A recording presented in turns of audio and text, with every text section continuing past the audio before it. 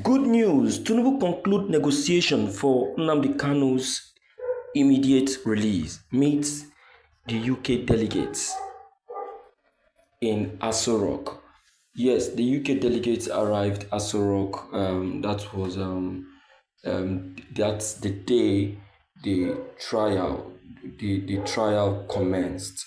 In fact, it was a shocker because according to information, yes, there was a notice for that. They wrote the federal government, but they didn't indicate the time they will arrive. But believe me, they came exactly the time before the hearing, and everywhere was like wow. All right, my people, I greet everybody out there listening to us through this very channel. Thank you for giving us your listening ear. Now, the American military veterans of the Igbo descent, AVID, has made an urgent appeal after sending delegates to Aso Rock on the day of Nnamdi Kanu's trial. Well, these very personalities have met Bola Ahmed Tinubu for a negotiation for the immediate release of Mazi Nnamdi Kanu. This negotiation was agreed and sealed as Bola Ahmed Tinubu gave tangible reason and facts why the IPOP leader will be released. With all sense of belonging, the president assured the AVID of evidence of Nnamdi Kanu's freedom. According to the president, Nnamdi Kanu has proved not guilty of the charges, and so the law have reason to set him free.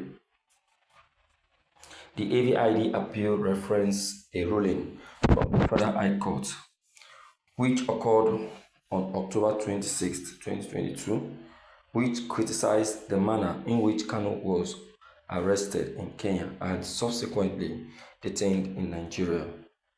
The court ruled that his forced extradition, prolonged detention, and exposure to both physical and psychological distress constituted clearly violation of his fundamental human rights. It further declared that his treatment while in custody amounted to inhuman and degrading punishment, violating Section 34 of 1 of A of the 1999 Constitution of Nigeria as amended. Given these findings, the court deemed his continued detention unlawful and arbitrary. The letter emphasized that the Nigerian government is legally obligated to adhere to court rulings, citing Section 287 of 3 of the Nigerian Constitution, which mandates that decisions made by the Federal High Court as well as other courts must be enforced across the country. The constitutional provision AVID argued means that the government does not acquire any additional court orders to release Kanu. His detention after a judicial ruling in his favor is both unconstitutional and unjustifiable. AVID also pointed to the facts made in December 2023, the Supreme Court decision that despite referring Kanu's case back to the Federal High Court for trial did not validate his initial detention. Instead, the Supreme Court acknowledged that Kanu had been on bail when his home was raided by heavily armed security forces, prompting him to flee for his life. The court maintained that any reasonable individuals in Kanu's position would have taken similar steps to ensure their safety. Yes, that's true. Any sensible person, any wise person would have taken that same step. And that is the reason why the Supreme Court granted him freedom. He's a human being.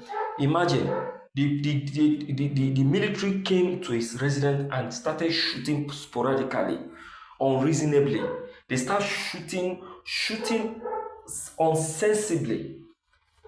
Are we aware that over 26 persons, securities in Nnamdi Kanu's residence, both in and out, were killed.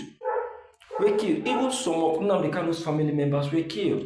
That is to say, I think many Nnamdi Kanu did not apply that sense that he need to flee. Then it would have been a past by now.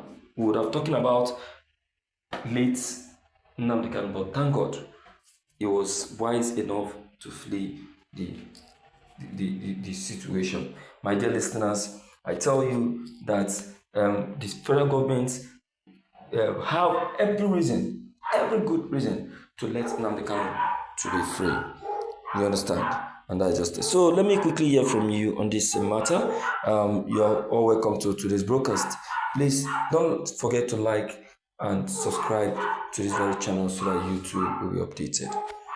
Thank you.